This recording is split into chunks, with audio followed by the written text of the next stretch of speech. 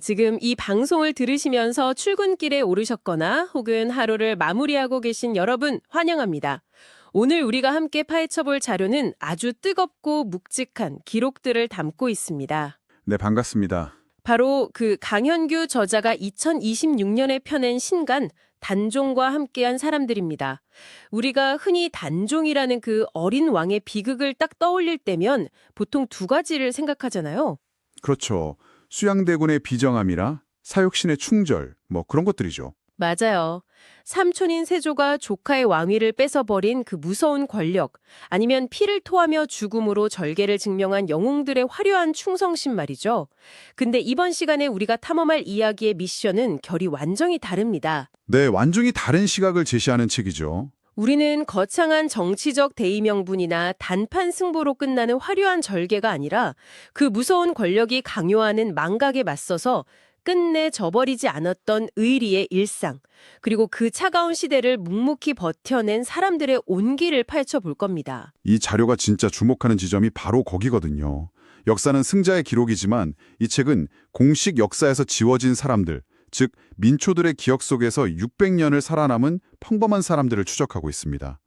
당장 내 가족에 몰살당할 수도 있다는 멸문지와의 공포 앞에서도 인간으로서의 도리를 지켜낸 비범한 사람들의 이야기죠. 참 요즘처럼 모든 게 빨리빨리 돌아가고 나한테 이득이 되는지 철저하게 이해타산을 따지는 게 미덕이 된 지금, 600년 전에 이 고단하고 묵묵한 의리가 대체 당신의 삶에 어떤 울림을 줄 수 있을지 지금부터 우리 세 사람이 함께 탐험해 보겠습니다. 네, 아주 흥미로운 여정이 될 겁니다. 자, 그럼 이 내용을 하나씩 풀어보죠. 첫 번째 장면으로 가보겠습니다. 시간을 1457년으로 돌려서 한양의 동쪽 청계천 한우에 있는 돌다리 위입니다. 훗날 영도교라고 불리게 되는 바로 그곳이죠. 아, 참 가슴 아픈 이별의 장소네요. 맞습니다. 17세의 소년왕 단종과 18세의 정순왕후 송씨가 마지막 작별을 하는 순간입니다. 주변은 칼을 찬 군사들로 겹겹이 막혀 있고 두 사람은 소리내서 엉엉 울 수도 없었어요. 울음조차 꼬투리가 돼서 서로에게 화를 부를 수 있는 상황이었으니까요. 왕비라는 자리가 사실 평생 궁고를 벗어날 수 없는 감금과도 같은 삶인데 이제는 그 울타리마저 깨지고 평민으로 강등돼서 완벽한 고립 속으로 내던져진 겁니다. 단종도 영월 청룡포라는 완벽한 자연 감옥에 갇히게 되고요. 그런데 바로 이 절망적인 유배길을 몰래 뒤따랐던 여인이 나옵니다. 궁녀 매화인데요. 여기서부터가 정말 흥미로워지는 대목인데요. 나중에 단종이 승하했을 때 유배지에 남아있던 동류시녀 3명은 영월 동망봉 아래 강물에 몸을 던져서 자결을 합니다. 삼궁녀 바위라고 부르잖아요. 당대에는 그게 가장 명예로운 선택이었죠. 네, 그런데 매화는 그 대열에서 이탈합니다. 혼자 살려고 도망쳤다는 끔찍한 손가락질을 다 감수하면서 발길을 돌려 향한 곳이 바로 정순왕후가 유폐되어 있던 정업원이었습니다. 대체 왜 그랬을까요? 그 비밀은 청룡포에서 단종이 매화에게 건넨 작은 물건에 있습니다. 바로 보랏빛 비단 주머니였죠. 단종이 당부합니다. 나는 여기서 못 나가더라도 너는 반드시 살아서 돌아가 왕비의 남은 생을 지켜달라 이렇게요. 아, 그 약속 하나 때문에? 맞습니다. 매화는 죽음이라는 일회성 선언 대신 지독한 일상을 선택한 겁니다. 이 부분에서 정말 매력적인 지점은요.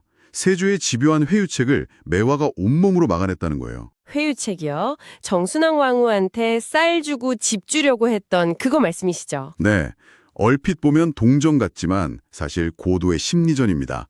조카를 죽였다는 꼬리표를 떼기 위해서 전임왕의 부인을 내가 이렇게 거둔다라는 정당성을 얻으려 한 거죠.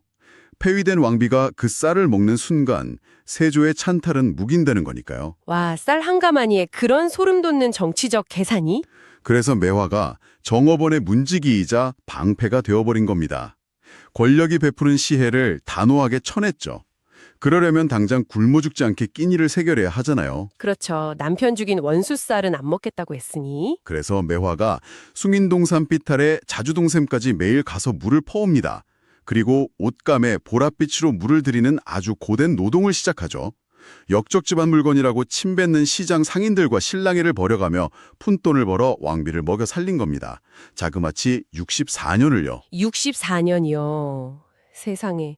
기록에 보면 매화의 손톱이 늘 보랏빛으로 물들어 있었다고 하더라고요. 이건 그냥 노동의 흔적이 아니라 청령포에서 17세 소년이 쥐어준 그 약속의 증거였던 거네요. 맞습니다. 아주 처절한 생존의 증거죠. 정순왕후의 매일 아침 의식도 만만치 않았습니다.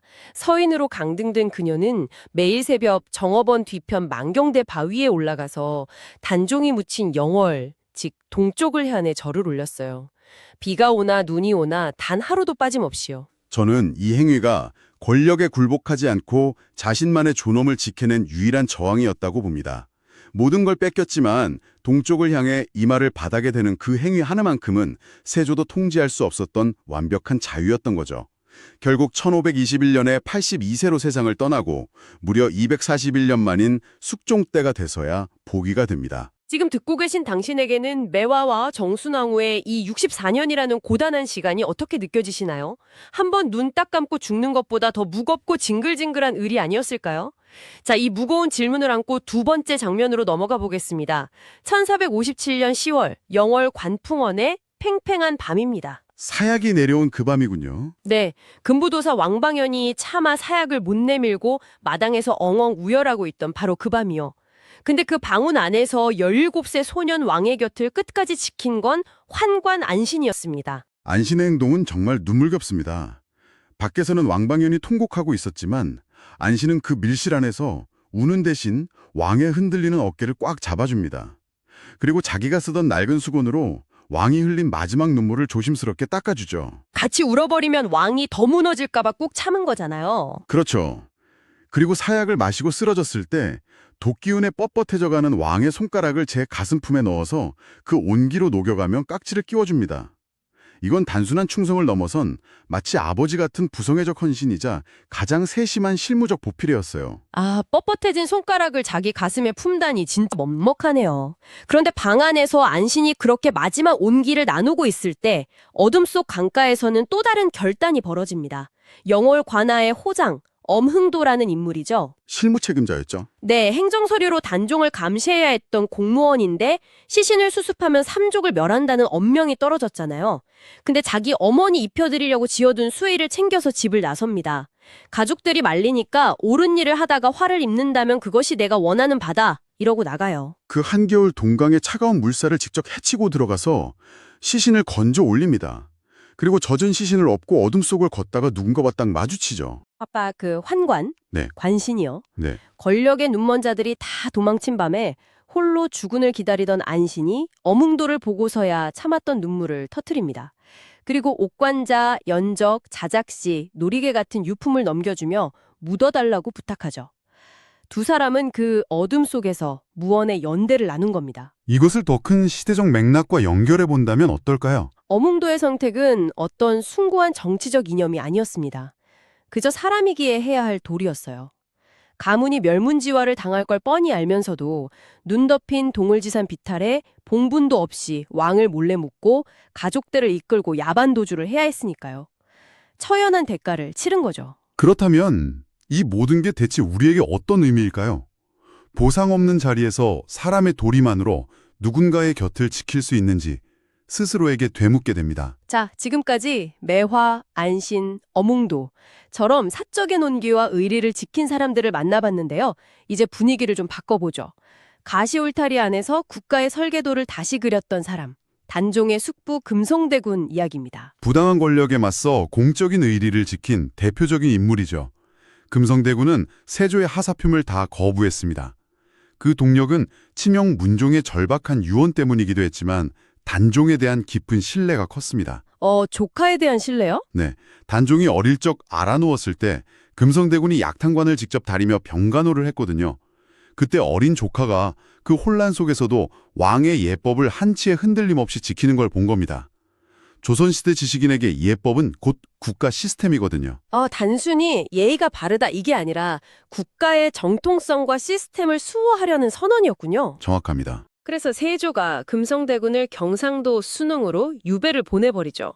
그것도 위리안치, 그러니까 탱자나무 가시 울타리에 가둬버리는 무서운 형벌을 내립니다. 그런데 금성대군은 그 좁은 방에서 순흥 부사 이보훔을 설득해버립니다.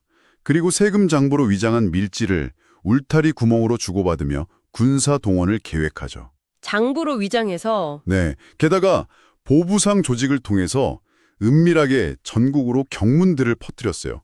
치밀한 물류저항 네트워크를 만든 겁니다. 와, 그 가시 울타리 안에서요. 근데 안타깝게도 발각이 되고 말죠. 관군이 들이닥치기 직전에 금성대군이 아궁이에 마지막 경문과 명단들을 몽땅 불태워버리잖아요. 동지들을 지키려고요. 하지만 세조의 보복은 참혹했습니다. 수능이라는 고을 자체를 행정적으로 말살하고 백성들을 대대적으로 도륙했죠. 이게 바로 정축지변입니다. 피가 죽게천을 따라 10리나 흘렀다는 그 끔찍한 사건이군요. 결국 금성대군도 32세 나이로 안동 옥사에서 사약을 받으며 정통성을 굽히지 않고 죽음을 맞이합니다. 유흥부나 성산문 같은 사육신들도 시뻘건 인두와 쇠꼬챙이 앞에서도 자신의 문장과 신념을 흐트러뜨리지 않았잖아요. 이분들의 공적인 의리가 얼마나 무거운 건지 다시금 느끼게 됩니다. 이 지적은 우리에게 아주 중요한 질문을 던집니다. 역사는 승자의 기록이지만 의리는 민초들의 기억으로 전승된다는 것이 이 자료의 핵심 메시지거든요. 이 책의 인물들은 권력이 강요하는 망각에 맞서 끝까지 기억하고 인간의 마지노선을 지켜냈습니다. 이 자료를 깊이 파보는 게 단순히 과거의 충성심을 배우자는 건 아닙니다. 관계가 철저히 이해타산으로 계산되는 현대사회에서 매화의 그 고단한 노동, 안신이 눈물 닦아준 큰 낡은 수건, 어몽도의 위험한 강물 횡단이 듣고 계신 당신의 일상에 어떤 의미로 다가가는지 한번 성찰해 보셨으면 좋겠어요. 네, 각자의 삶에 대입해볼 만한 묵직한 가치들이죠. 이 자료를 덮으면서 저는 문득 이런 상상을 하게 되었습니다. 왕의 시신을 묻고 야반도주에서 평생 신분을 숨긴 채 살아야 했던 어몽도의 어린 자식들, 그리고 그 후손들의 삶은 어땠을까요? 아, 그 후손들. 자신들의 뿌리가 뭔지, 왜 이렇게 도망치며 살아야 하는지조차 입 밖으로 내지 못하고 대물림 되었을 그 기나긴 침묵의 세월 말입니다. 한 사람이 선택한 극한의 도리가 몇 세대에 걸친 가문의 정체성을 그토록 무거운 그림자로 짓눌렀을 때 그 후손들은 240년 뒤 진실이 밝혀지기 전까지 자신들의 할아버지를 어떻게 기억하며 살았을까요? 거대한 역사의 물줄기 뒤에 숨겨진 개인의 침묵이라는 형벌. 당신이라면 이 묵직한 유산을 어떻게 견뎌내시겠습니까? 오늘 탐구한 내용들을 각자의 삶에 비추어 곱씹어 보시길 바라며 오늘 여정은 여기서 마무리하겠습니다. 감사합니다. 함께해 주셔서 감사합니다.